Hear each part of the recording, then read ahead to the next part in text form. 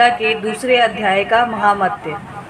श्री भगवान कहते हैं, लक्ष्मी, प्रथम अध्याय के महामत्य का उत्तम उपाख्यान मैंने तुम्हें सुना दिया। अब अन्य अध्यायों के महामत्य श्रवण करो। दक्षिण दिशा में वेदवेता ब्राह्मणों के पुरंदरपुर नामक नगर में श्रीमान देव शर्मा नामक एक विद्वान ब्राह्मण रहते थे। वे अतिथियों के पूजक, स्वास्थ्य स्वाध्यायशील, वेद शास्त्रों के विशेषज्ञों, यज्ञों का अनुष्ठान करने वाले और तपस्वियों के सदा ही प्रिय थे। उन्होंने उत्तम द्रव्यों के द्वारा अग्नि में हवन करके दीर्घकाल तक देवताओं को तृप्त किया, किंतु उन धर्मात्मा ब्राह्मण को कभी सदा रहने वाली शांति ना मिली। वे परम कल्याणमय तत्व का ज्ञान प्राप्त करने की इच्छा से प्रतिदिन प्रचुर सामग्रियों के द्वारा सत्य संकल्प वाले तपस्वियों की सेवा करने लगे। इस प्रकार शुभ आचरण करते हुए उन्हें बहुत समय बीत गया। तदंतर एक दिन पृथ्वी पर उनके समक्ष एक त्यागी महात्मा प्रकट हुए। वे पूर्ण अनुभवी, आकांक्षा रहित, नासिका के अग्रभाग पर दृष्टि रखने वाले तथा शांत चित्त थे। निरंतर परमात्मा के चिंतन में संलग्न होकर वे सदा आनंद विभोर रहते थे। देव शर्मा ने उन नित्य संतुष्ट तपस्वी को शुद्ध भाव से प्रणाम किया और पूछा, महात्मन, मुझे शांतिमय स्थिति कैसे प्राप्त होगी?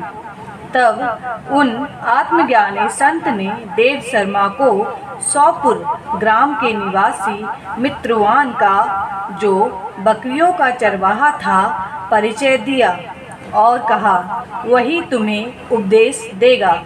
यह सुनकर देव शर्मा ने महात्मा के चरणों की वंदना की और समृद्धशाली सौपुर ग्राम के पहुंचकर उसके उत्तर भाग में एक विशाल वन देखा। उसी वन में नदी किनारे एक शिला पर मित्रवान बैठा था। उसके नेत्र आनंद तारिके से निश्चल हो रहे थे। वह अपलक दृष्टि से देख रहा था। वह स्थान आपस का स्वाभाविक वैर छोड़कर एकत्रित हुए परस्पर। व्याघ्र के यूं कहने पर बकरी बोली, ना जाने मैं कैसे निर्भय हो गई हूँ। इसमें क्या कारण हो सकता है? यदि तुम जानते हो तो बताओ। यह सुनकर व्याघ्र ने कहा, मैं भी नहीं जानता। चलो सामने खड़े हुए इन महापुरुषों से पूछे। ऐसा निश्चय करके वे दोनों वहां से चल दिए। उन दोनों के स्वभाव में यह विचित्र परिवर्तन देखकर मैं बहुत विस्मय में पड़ा था। इतने में ही उन्होंने मुझसे ही आकर प्रश्न किया। वहाँ वृक्ष की शाखा पर एक वानर राज था। उन दोनों के साथ मैंने भी वानर राज से पूछा। विप्रवर, मेरे पूछने पर वानर राज ने आदरपूर्वक कहा, अजापाल, सुनो, इस विषय में मैं तुम्हें प्राचीन वृतांत सुनाता हूँ। यह सामने वन के भीतर जो बहुत बड़ा मंदिर है, उसकी ओर देखो। इसमें ब्रह्मा जी का स्थापित किया हुआ एक शिवलिंग है। पूर्व काल में यहाँ सुकर्मा नामक एक बुद्धिमान महात्मा रहते थे, जो तपस्या में संलग्न होकर इस मंदिर में उपासना करते थे। वे वन में से फूलों का संग्रह कर लाते और नदी के जल से पूजनीय भगवान शंकर को स्नान कराकर उन्हीं से उनकी पूजा किया करते थे।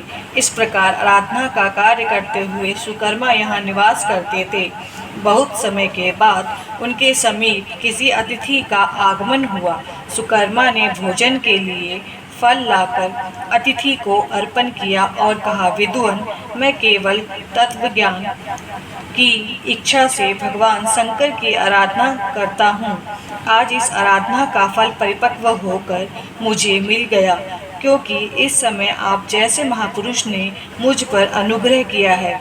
सुकर्मा के ये मधुर वचन सुनकर तपस्या के धनी महात्मा अतिथि को बड़ी प्रसन्नता हुई।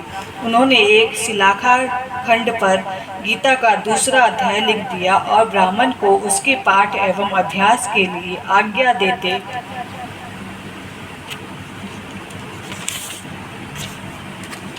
हुए कहा, ब्राह्मण, इससे तुम्हारा आत्मज्ञान संबंधी मनोरथ अपने आप सफल हो जाएगा। यूँ कहकर वे बुद्धिमान तपस्वी सुकर्मा के सामने ही उनके देखते देखते अंतर्ध्यान हो गए। सुकर्मा विस्मित होकर उनके आदेश के अनुसार निरंतर गीता के द्वितीय अध्याय का अभ्यास करने लगे। तदंतर दीर्घ काल के पश्चात अंतकरण शुद्ध होकर उन्हें आत्मज्ञान की प्राप्ति हुई। फिर वे जहाँ जहाँ गए वहाँ का तपोवन शांत हो गया और उसमें शीत उष्ण और राग द्वेष आदि की बाधाएं दूर हो गई। इतना ही नहीं, उन स्थानों में भूख प्यास का कष्ट भी जाता रहा और तथा भय का सर्वथा अभाव हो गया। यह सब द्वितीय अध्याय का जप करने वाले सुकर्मा ब्राह्मण की तपस्या का ही प्रभाव समझो। मित्रवान कहता है, वानर राज के यूँ कहने पर मैं प्रसन्नता पूर्वक बकरी और बाघ के साथ उस मंदिर की ओर गया। वहां जाकर शिलाखा खंड पर लिखे हुए गीता के द्वितीय अध्याय को मैंने देखा और पढ़ा। उसी की आवृत्ति करने से मैंने तपस्या का पार पा लिया। अतः भद्र पुरुष, तुम भी सदा द्वितीय अध्याय की आवृत्ति किया करो।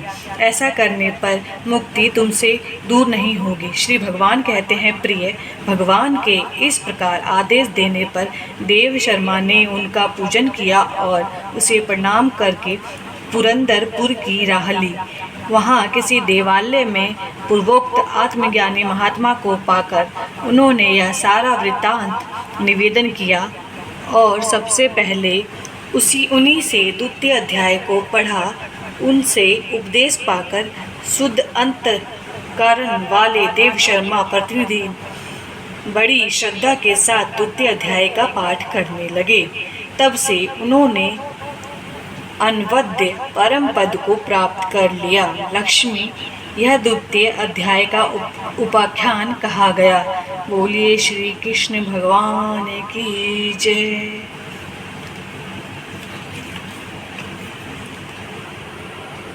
धन्यवाद।